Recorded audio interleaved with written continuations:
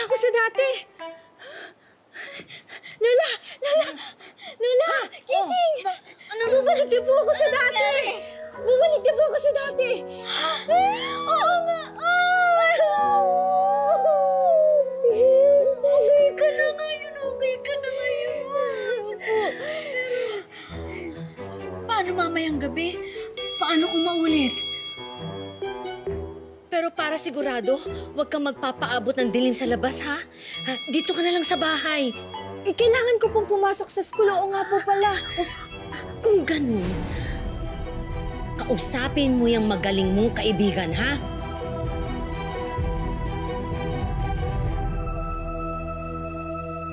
Para mahanap si X, ang gagamitin mo ng formula ay A squared plus C squared. Sa formula nga, mahanap mo ng X. Madali lang yan. Brandon! So, lalagyan mo lang dito. Uy, Brandon! Ay, wait lang. Hana? Asan si Libby? Absent daw eh. Bakit? Wala naman. Nagtataka lang ako kasi wala siya. Okay. Okay ka lang?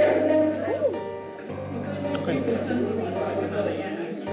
Yung assignment natin, nagawa mo na. Hana?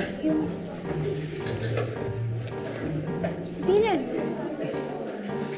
Hana, kailan tayo mag-merienda together? Don't worry, kasama naman natin mga friends ko mula sa varsity team at cheering squad. Hana, di ba meron ulit tayong meeting for the school journal ulit mamaya? E di after. Ako, mukhang mahaba-haba yung meeting natin mamaya. Siguro abutin nyo ng mga 3 oras, no? Sorry, Dylan, Baka kasi hindi ako makapunta eh. Pero pwede naman tomorrow. May kailangan kasi akong gawing importante. Kaya hindi rin ako makaka-attend ang meeting natin. Ha? O kaya makikihabol na lang ako ng notes para alam ko yung mga agenda natin sa school journal. Sige. Class, open your books to page 156.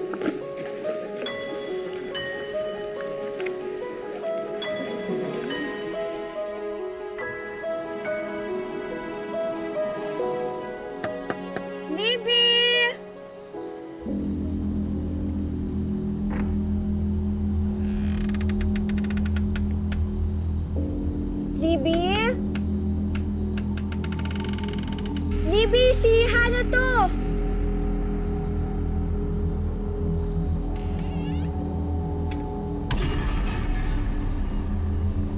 Libby, pwede ba tayo mag-usap? Libby! Libby! Oras na ba?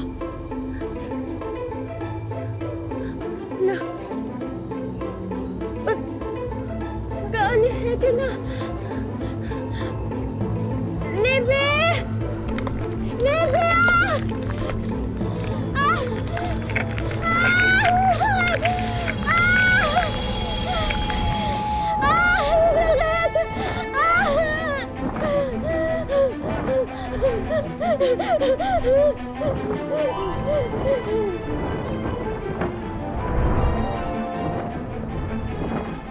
Libby! Libby! Libby, lumabas ka dyan!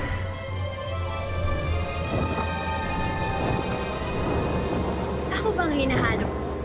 Hati rin ang katawan ko, just like you. Kaya, don't worry. Hindi ka nag-iisa. Manananggal ka nga rin pala talaga.